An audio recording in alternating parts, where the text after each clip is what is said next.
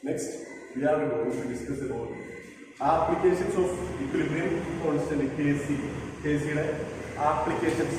You can only apply to your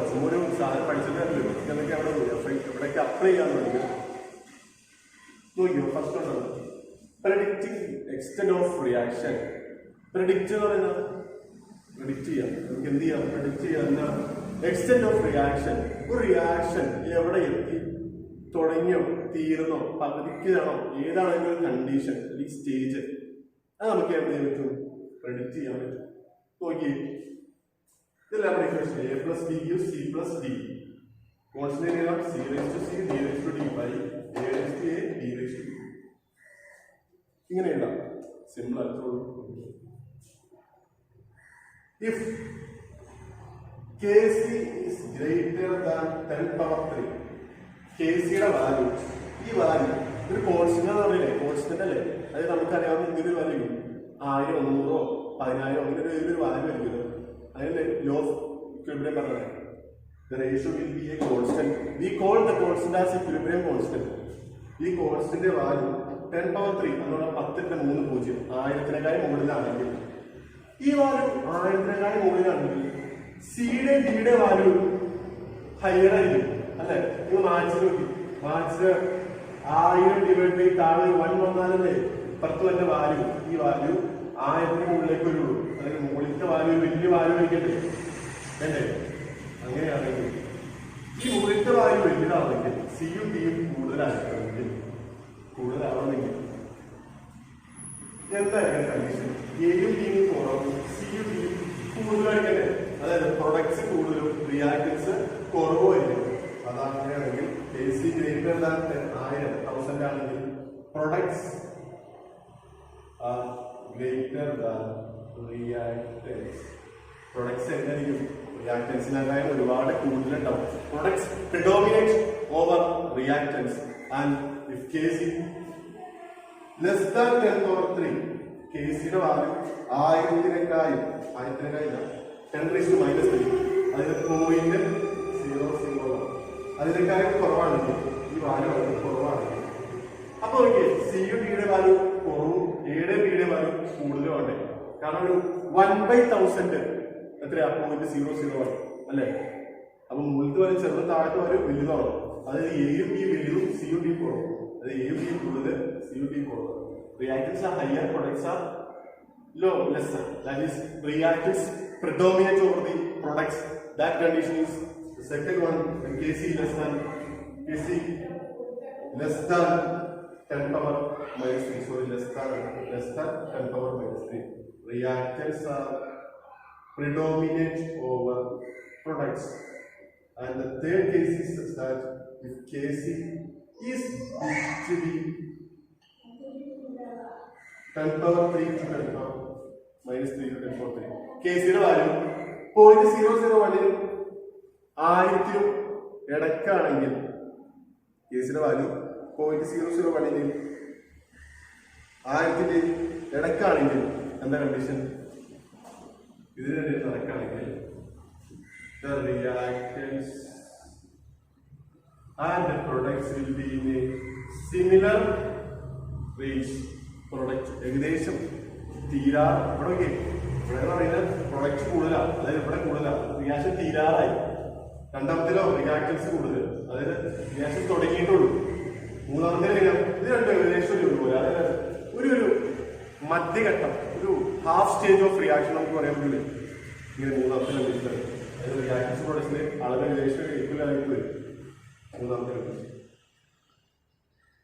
ഇനി second application doubt ഉണ്ടോ നമ്മൾ പറയാം predicting the extent of reaction എത്രയായി എന്ന് പറയാം എക്സ്റ്റെന്റ് കഴിഞ്ഞോ പകുതിക്കാണോ തുടങ്ങിയിട്ടുള്ളോ എന്നൊക്കെ പറയാം ഫസ്റ്റ് Kc നെറ്റ് ഈ വാല്യൂ 1000 മുകളിലാണെങ്കിൽ ഇത് കൂടുതലായിരിക്കും അതിനെന്താ പ്രൊഡക്ട്സ് കൂടുതലായിരിക്കും ഏതായിരിക്കും റിയാക്ഷൻ അറ്റ് ദി എൻഡ് തീരാറായിട്ടുണ്ടാവും കംപ്ലീഷൻ തീരാറായിട്ടുണ്ടാവും സെക്കൻഡ് ഇതിന്റെ വാല്യൂ 0.001 കുറവാണെങ്കിൽ സി ഡിയുടെ കുറവും എ ബി കൂടുതലായിരിക്കും അതായത് സ്റ്റാർട്ട് റിയാക്ഷൻ എങ്ങനെയുള്ളൂ തുടങ്ങിയിട്ടേ ഉള്ളൂ റിയാക്ഷൻസ് കൂടുതലും പ്രൊഡക്ട്സ് കുറവല്ലേ റിയാക്ഷൻ തുടങ്ങിയിട്ടുള്ളൂ ഇനി ഇത് രണ്ടിന് നടക്കുകയാണെങ്കിൽ ഒരു വാല്യൂ ആണെങ്കിൽ റിയാക്ഷൻ ഏകദേശം നടുക്കുള്ള കാലഘട്ടം, അതായത് ഇൻ ബിറ്റ്വീൻ സ്റ്റേജ്, ഇന്റർമീഡിയറ്റ് സ്റ്റേജിൽ ഒരു ഇന്റർമീഡിയറ്റ് സ്റ്റേജ്.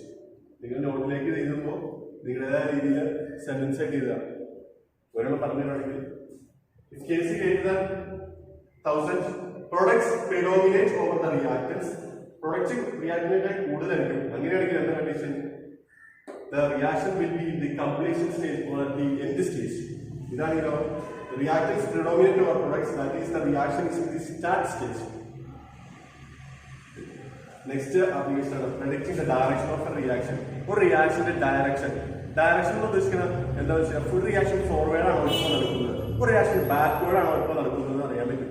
അത് അറിയണമെങ്കിൽ നോക്കിയോ, കെ സി എന്ന് പറഞ്ഞാൽ C raised to C, D raised to E, A raised to A, B raised to B. ഇതെന്താ ഇക്വിലിബ്രിയം കോൺസ്റ്റന്റ്. ഇതുപോലെ തന്നെ നിങ്ങൾക്ക് സാധനങ്ങളുടെ ആവശ്യമുണ്ട്. റിയാക്ഷൻ കോഷ്യന്റ് QC, അതും ഇങ്ങനെ തന്നെ reaction quotient Q, reaction quotient QC. ഇതെന്നുള്ള വ്യത്യാസം എന്താ പറയുന്നത്?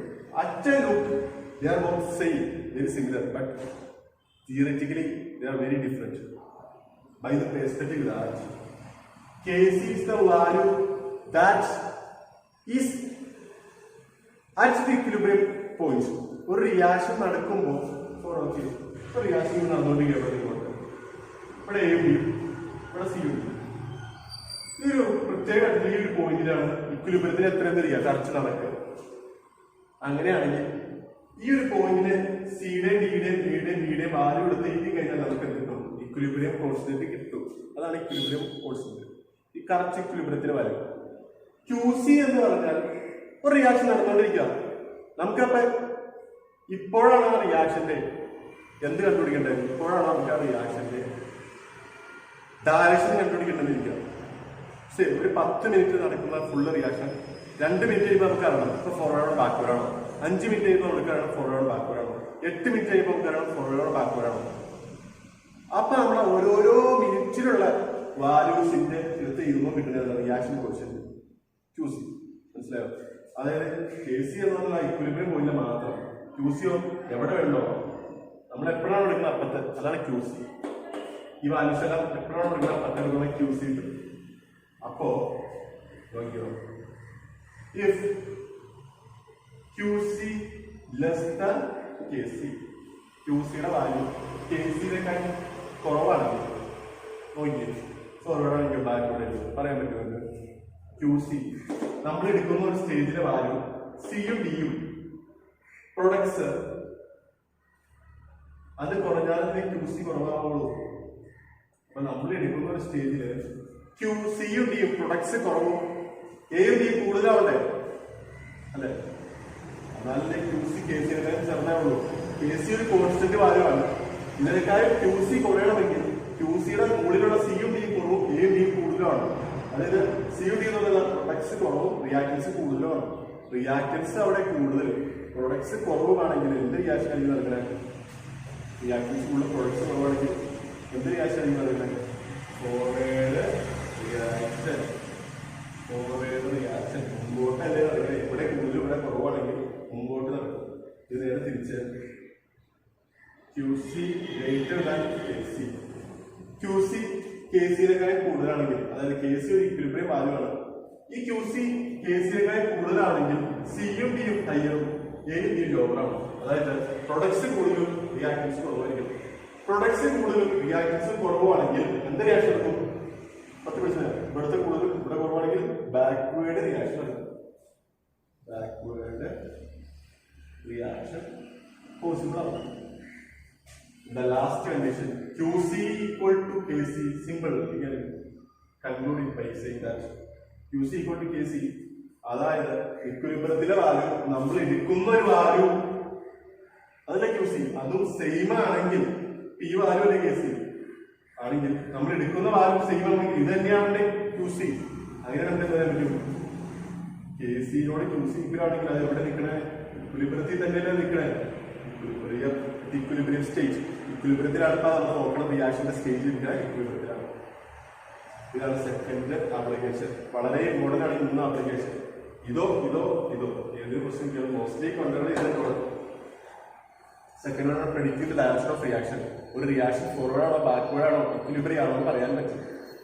Kc equilibrium constant, you take Qc, that is reaction quotient. നമ്മൾ ഈ ഒരു റിയാക്ഷൻ എടുക്കുമ്പോൾ അത് ഏത് സ്റ്റേജിലാണ് എടുക്കേണ്ടത് അപ്പത്തെ ഈ കോൺസ്റ്റന്റിന്റെ വാല്യൂ ആണ് Qc. നമ്മൾ അത് എടുക്കുന്ന വാല്യൂ Kcനേക്കാൾ കുറവാണെങ്കിൽ സിയും ഡിയും കുറവായിരിക്കും, എയും ഡിയും കൂടുതലായിരിക്കും. ഫോർവേഡ് റിയാക്ഷൻ തിരിച്ച് Kcയുടെ വാല്യൂ Qcയുടെ വാല്യൂ Kcനേക്കാൾ കൂടുതലാണെങ്കിൽ സിയും ഡിയും കൂടുതലും എയും ഡിയും കുറവായിരിക്കും. ഇവിടെ കൂടുതൽ കുറവാണെങ്കിൽ ബാക്ക്വേർഡ് റിയാക്ഷൻ നിങ്ങളുടെ QC ഈക്വൽ ടു Kc ആയിരിക്കും stage. Next third calculate equilibrium concentrations. അതായത് ഇക്വിലിബ്രിയം കോൺസെൻട്രേഷൻസ് നമുക്ക് എന്ത് ചെയ്യാൻ പറ്റും, കാൽക്കുലേറ്റ് ചെയ്യാൻ പറ്റും. നമുക്ക് ഈ Kc C/C/D/A ഈ Kcയുടെ വാല്യൂ നമുക്കറിയാം. നമ്മൾ എന്താ പഠിക്കുന്ന ആപ്ലിക്കേഷൻസ് ഓഫ് ഇക്വിലിബ്രിയം കോൺസ്റ്റന്റ്, ഈ കോഴ്സിന്റെ യൂസസ്. Kcയുടെ വാല്യൂ നമുക്ക് അറിയാമെങ്കിൽ നമുക്ക് എന്ത് കണ്ടുപിടിക്കാൻ പറ്റും, ഈ C/D/A കോൺസെൻട്രേഷൻസിന്റെ value by the formulation of an equation നമുക്ക് കണ്ടുപിടിക്കാൻ പറ്റും. അത് ചെറിയൊരു പ്രോബ്ലമാറ്റിക് മെത്തേഡാണ്. അതൊക്കെ കൂടുതലായിട്ട് പ്രോബ്ലത്തിൽ പഠിക്കാൻ പറ്റും. പ്രോബ്ലം എന്താ ചെയ്യുന്നത് അത് ഒരു സിമ്പിൾ മെത്തേഡാണ്. നിങ്ങൾ ജസ്റ്റ് വെച്ച് എന്താണ് കാൽക്കുലേറ്റ് ഇക്വിലിബ്രിയം കോൺസെൻട്രേഷൻസ്. Kcയുടെ വാല്യൂ ഇക്വിലിബ്രിയം ഫോഴ്സിന്റെ വാല്യൂ അറിയാൻ വേണ്ടി ഈ കോൺസെൻട്രേഷൻസ് എത്ര കോൺസെൻട്രേഷനിലാണ് റിയാക്ഷൻ ഇരിക്കുന്നത്, റിയാക്ഷന്റെ കോൺസെൻട്രേഷൻ പ്രൊഡക്റ്റിന്റെ കോൺസെൻട്രേഷൻ നമുക്ക് അറിയാൻ പറ്റും. ഓക്കെ, അത്രയാണ് ഇത് 3 applications of equilibrium constant. Next is types of equilibrium. Equilibrium 2 തരമുണ്ട്. 2 തരം എന്ന് പറയാൻ പറ്റില്ല, ജസ്റ്റ് സിമ്പിൾ ക്ലാസിഫിക്കേഷൻ ആണ്. That is homogeneous equilibrium and heterogeneous equilibrium. Homogeneous and heterogeneous. നിങ്ങൾ എവിടെ ഹോമോ ഹെറ്ററോ എന്ന് കേട്ടാലും നമ്മളൊരു കാര്യം മനസ്സിലാക്കിയത്, homo means same, hetero means different. എവിടെ ഫിസിക്സോ കെമിസ്ട്രിയോ എവിടെ ഹോമോ ഹെറ്ററോ കേട്ടാൽ, ഹോമോ എന്ന് പറഞ്ഞാൽ അവിടെ എന്തൊരു സാധനം സെയിം ആയിരിക്കും, ഹെറ്ററോ കേട്ടാൽ അവിടെ എന്തെങ്കിലും സാധനം ഡിഫറെന്റ് ആയിരിക്കും. ഹോമോജീനസ് ഇക്വിലിബ്രിയം എന്നുകൊണ്ട് ഉദ്ദേശിക്കുന്നത് the reactants and the products are in same phase. റിയാക്റ്റൻസും പ്രൊഡക്ട്സും ഒരേ ഫേസിലായിരിക്കും, എല്ലാം സെയിം ഫേസിലായിരിക്കും. ഫേസ് എന്ന് ഉദ്ദേശിക്കുന്നത് ഫേസ് എന്ന് പറഞ്ഞാൽ സോളിഡോ ലിക്വിഡോ ഗ്യാസോ എല്ലാം ഒരു ഫേസിലായിരിക്കാം. ഒന്നെങ്കിൽ എല്ലാം സോളിഡ്, അല്ലെങ്കിൽ എല്ലാം ലിക്വിഡ്, അല്ലെങ്കിൽ എല്ലാം ഗ്യാസ് ആണെങ്കിൽ ആ ഇക്വിലിബ്രിയമാണ് homogeneous equilibrium. For example N2 plus 3H2 is 2NH3. ഇവിടെ നിങ്ങൾക്കറിയാം നൈട്രജൻ ഗ്യാസ് ആണ്, ഹൈഡ്രജൻ ഗ്യാസ് ആണ്, അമോണിയ ഗ്യാസ് ആണ്. അങ്ങനെയാണെങ്കിൽ ഇതിലെ 3ന്റെ ഫേസ് ഗ്യാസ് അല്ലേ, 3ഉം ഒരേ ഫേസിലല്ലേ. അങ്ങനെയാണെങ്കിൽ ഈ ഇക്വിലിബ്രിയത്തിന് എന്ന് പറയാം ഹോമോജീനസ് ഇക്വിലിബ്രിയം എന്ന് പറയാം. സിമ്പിൾ ആണ്. Next heterogeneous equilibrium. അതായത് ഒരു സ്റ്റേറ്റ് അതിന്റെ ഫേസ് ഡിഫറെന്റ് ആയിരിക്കും. System having more than one phase. സിസ്റ്റത്തില് ഫേസ് എങ്ങനെയായിരിക്കും, ഡിഫറെന്റ് ഫേസ് ആയിരിക്കും. എക്സാമ്പിൾ നിങ്ങൾക്കറിയാം H2O changes to H2O, H2O changes to H2O. Water ആവും. അതെങ്ങനെയാണ് ഫേസ് ഡിഫറെന്റ് ആയിരിക്കണ്ടേ. ഒരെണ്ണം ലിക്വിഡ് ആയിരിക്കും, ഒരെണ്ണം ഗ്യാസ് ആയിരിക്കും. ഇത് നമ്മൾ നേരത്തെ പറഞ്ഞു. ഒരു പാത്രത്തിൽ വെച്ച് ചൂടാക്കുമ്പോൾ വെള്ളം നീരാവിയാവും. അപ്പൊ വെള്ളമുണ്ട്, അവിടെ നീരാവി ഉണ്ട്. ഒരു H2O സ്റ്റേറ്റ് ലിക്വിഡും ഒരു H2O സ്റ്റേറ്റ് ഗ്യാസുമാണ്. രണ്ടിന്റെ ഫേസ് തമ്മിൽ വ്യത്യാസമുണ്ട്. ഒന്നിൽ കൂടുതൽ ഫേസ് ആയിട്ട് എക്സിസ്റ്റ് ഉണ്ട്, ലിക്വിഡ് ഉണ്ട്, ഗ്യാസ് ഉണ്ട് ഇവിടെ. അങ്ങനെ ഇനി സോളിഡ് വേണമെങ്കിൽ വരാം, ഒന്നിൽ കൂടുതലായാൽ മതി. ഒരു ഫേസിൽ കൂടുതൽ വേറെ ഏതോ ഫേസ് വന്നാലും ഹെറ്ററോജീനസ് ഇക്വിലിബ്രിയം. ഒരു ഇക്വിലിബ്രിയത്തിന് വ്യത്യസ്തമായ ഫേസുകൾ തമ്മിലാണ് ഇക്വിലിബ്രിയം എക്സിസ്റ്റ് ചെയ്യുന്നതെങ്കിൽ ആ ഇക്വിലിബ്രിയമാണ് ഹെറ്ററോജീനസ് ഇക്വിലിബ്രിയം. എക്സാമ്പിൾ വെള്ളം നീരാവിയാവുന്നു, നീരാവി തിരിച്ച് വെള്ളമാവുന്നു. അവിടെ ഒരു ഇക്വിലിബ്രിയം ഉണ്ടായാൽ അവിടെ 2 ഫേസ് ഉണ്ട്, ഗ്യാസും ലിക്വിഡും. ആ ഇക്വിലിബ്രിയമാണ് ഹെറ്ററോജീനസ് ഇക്വിലിബ്രിയം. അടുത്ത ടോപ്പിക്കാണ് relation between equilibrium constant and Gibbs energy. Equilibrium കോൺസ്റ്റന്റും ഗിബ്സ് എനർജിയും തമ്മിലുള്ള റിലേഷൻ നിങ്ങൾ സ്റ്റേറ്റ്സ് ഓഫ് കഴിഞ്ഞ തെർമോഡൈനാമിക്സിൽ പഠിച്ചതാണ്. ഗിബ്സ് എനർജി എന്താണ് ഒന്നുകൂടി പറയാം. ഗിബ്സ് എനർജി എന്ന് പറഞ്ഞു കഴിഞ്ഞാൽ the amount of available energy in a system is called Gibbs energy. ഒരു സിസ്റ്റത്തിൽ എത്ര എനർജി ഉണ്ടെങ്കിലും അത് മൊത്തം നമുക്ക് അവൈലബിൾ അല്ല. നമുക്ക് ആവശ്യത്തിന് വർക്കിനോ എന്തെങ്കിലും ഉപയോഗിക്കാൻ കഴിയില്ല. അതൊരു അംശമാണ് നമുക്ക് ഉപയോഗിക്കാൻ കഴിയുള്ളൂ. ആ അവൈലബിൾ എനർജിയിലാണ് നമുക്ക് പറയുന്നത് ഗിബ്സ് എനർജി. ഡെൽറ്റ ജി ഇത് പഠിച്ചിട്ടുണ്ട്. ഡെൽറ്റ ജിയുടെ വാല്യൂ നെഗറ്റീവ് ആണെങ്കിൽ ഒരു റിയാക്ഷൻ എന്താണ്? സ്പോണ്ടേനിയസ് ആണ്. സ്പോണ്ടേനിയസ് എന്ന് പറഞ്ഞാൽ അത് തന്നെത്താനെ നടക്കും. It occur naturally. അതായത് ഒരാളുടെ കഴിവ് വേണ്ട അവിടെ നടക്കാൻ, ഒരാളുടെ സഹായം വേണ്ട. അതായത് വെള്ളം പാത്രത്തിൽ കൊണ്ട് വെയിലത്ത് വെച്ച് കഴിഞ്ഞാൽ തന്നെ നീരാവി കൊണ്ടുകൊണ്ടിരിക്കും. നമ്മളവിടെ പുറമേ എന്തെങ്കിലും ചെയ്യണോ? അവിടെ ഒന്നും ചെയ്യണല്ലോ. അതൊരു വെള്ളം കൊണ്ട് മുകളിൽ ഒഴിച്ചു കൊടുത്താൽ തന്നെ ഊർന്ന് താഴത്തേക്ക് വരും. നമ്മൾ അതിനോട് ചെയ്യണോ? തന്നെത്താനെ നടക്കുന്ന കാര്യങ്ങളാണ് സ്പോണ്ടേനിയസ് എന്ന് വിളിക്കുന്നത്. ഒരു റിയാക്ഷൻ സ്പോണ്ടേനിയസ് ആണെങ്കിൽ ഡെൽറ്റ ജിയുടെ വാല്യൂ നെഗറ്റീവ് ആണോ? ഡെൽറ്റ ജിയുടെ വാല്യൂ പോസിറ്റീവ് ആണെങ്കിൽ ആ റിയാക്ഷൻ ആയിരിക്കും തന്നെത്താനെ നടക്കില്ല, നോൺ സ്പോണ്ടേനിയസ് ആയിരിക്കും. ഡെൽറ്റ ജിയുടെ വാല്യൂ 0 ആണെങ്കിൽ എന്തായിരിക്കും? ഇക്വിലിബ്രിയം ആയിരിക്കും. ജസ്റ്റ് തെർമോഡൈനാമിക്സ് പറഞ്ഞത് ഞാൻ കൂടെ പറഞ്ഞു. ഇനി ഇതാണ് equation. Delta G equal to delta G0 plus RT log Q. RT log Q. Q എന്നുള്ള റിയാക്ഷൻ കോഷ്യന്റ് നമ്മൾ ചോദിച്ചില്ല Q. ഇനി ഇക്വിലിബ്രിയം കണ്ടീഷനിൽ നിങ്ങൾ ഇതൊന്നും പഠിക്കണ്ട, നിങ്ങൾ ഫൈനൽ ഇക്വേഷൻ മാത്രം പഠിച്ചാൽ മതി. ഒരു ഇക്വിലിബ്രിയം കണ്ടീഷനിൽ എന്താ? ഡെൽറ്റ ജി ഈക്വൽ ടു 0 ആണ്. നമ്മൾ കഴിഞ്ഞ പഠിച്ചിട്ടുണ്ട്. At equilibrium delta G is equal to 0. അതുപോലെ തന്നെ Q ഈസ് ഈക്വൽ ടു എന്തായിരിക്കും? Kc ആയിരിക്കും. തൊട്ടും പിടിച്ചില്ലേ? Q is equal to Kc ആയിരിക്കും ഇക്വിലിബ്രിയത്തിൽ. അപ്പോൾ നമ്മൾ ഇക്വേഷൻ ഇട്ട് കൊടുക്കുക. Delta G equal to 0, Q is equal to Kc. അപ്പൊ എന്തുവരും? ഇതിനെ പ്രത്യേകം എടുത്ത് കഴിഞ്ഞാൽ delta G0 equal to minus RT log Kc എന്ന് വരും. ഈ ലോഗിനെ മാറ്റി നാച്ചുറൽ ലോഗിനെ മാറ്റി എക്സ്പോണൻഷ്യൽ ലോഗിനെ. ഇത് രണ്ട് ടൈപ്പ് ലോഗികളാണ്. ഇത് നാച്ചുറൽ ലോഗ്, ഇത് എക്സ്പോണൻഷ്യൽ ലോഗ്. നമ്മൾ മോസ്റ്റ്ലി പ്രോബ്ലത്തിലേക്ക് ഈ ലോഗിട്ടാണ് ചെയ്യുന്നത്. അതിനുവേണ്ടി നമ്മൾ ഈ ലോഗിനെ ഈ ലോഗാക്കാൻ വേണ്ടി നമ്മൾ എന്ത് ചെയ്യും? ഇൻറ്റു 2.303 ചെയ്ത് കഴിഞ്ഞാൽ നമുക്ക് എന്ത് കിട്ടും? ഈ വാല്യൂവിനെ ഇൻറ്റു 2.303 ചെയ്താൽ നമുക്ക് എന്ത് കിട്ടും? ഈ വാല്യൂവിനെ ഇൻറ്റു 3.3 നമുക്ക് എന്ത് ചെയ്യാൻ പറ്റും? ഈ ലോഗ് എല്ലിന്റെ പകരം എന്ത് ചെയ്താൻ പറ്റും? ലോഗ് ഇൻറ്റു 2.303 എന്ന് എഴുതാൻ പറ്റും. നമ്മൾ ഇതിനെ മാറ്റിയിട്ട് ഇതാക്കണം ഫോർ ദി ഈസിയർ കാൽക്കുലേഷൻ. ലോണിനെ മാറ്റിയിട്ട് 2.303 ലോഗ് പ്രത്യേകം മാറ്റി ഇതിനുള്ളൂ 2.303. അപ്പൊ ഈ ഡെൽറ്റ G0 Qക്ക് വരെ കേസ് വരും. ഇത് ഇത്രയും ടൈമിന് പ്രത്യേകം എടുക്കും മൈനസ് വരും. ഡെൽറ്റ G0 കൊണ്ട് minus 2.303 RT log Kc. Q വാലിന്റെ Kc വരും. നിങ്ങൾ ഇതിനെ പ്രോബ്ലം ചെയ്യാൻ വേണ്ടി ഈ ലാസ്റ്റ് ഇക്വേഷൻ മാത്രം പഠിച്ചാൽ മതി. പിന്നെ ഈ കണ്ടീഷൻസ് പഠിച്ചാൽ മതി. ഡെൽറ്റ G0 Q Kc ഇതൊന്നും പഠിക്കണ്ട, ഡെറിവേഷൻ ചോദിക്കില്ല.